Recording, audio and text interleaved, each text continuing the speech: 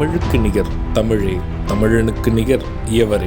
2 அடியில் நம்மால் எதுவும் செய்ய இயலாது என்று எண்ணும் மனிதனிடத்தில் 2 அடி குரலில் எதையும் நம்மால் செய்ய முடியும் என நம்பிக்கையை ஊக்குவித்தது திருக்குறள்.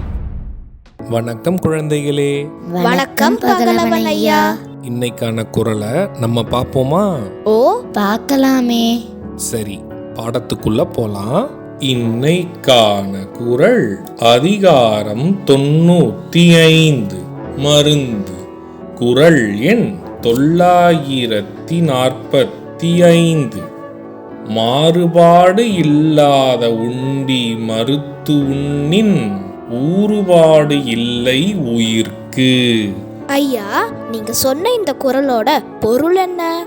இதுக்கான பொருள், உணவு முறையில் மாறுபாடின்றி ஒரே முறையை கைக்கொண்டு உண்டு வந்தால் உயிர் வாழ்க்கைக்கு துன்பம் தருவதான நோய் அடைதல் இருக்காது. இதுக்கு ஒரு உதாரணம் சொல்லுங்களேன். இதுக்கான உதாரணம், நம் வாழ்க்கைக்கு துயரமின்றியும் நோயின்றியும் வாழ முறையான உணவு பழக்க வழக்கங்களை மாற்றிக்கொள்ளாமல் இருப்பதே சிறப்பானதாகும்.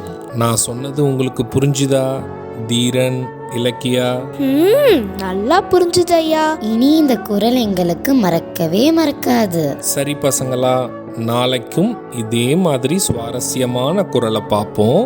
நீங்க வீட்டுக்கு போன உடனே என்ன பண்ணணும்?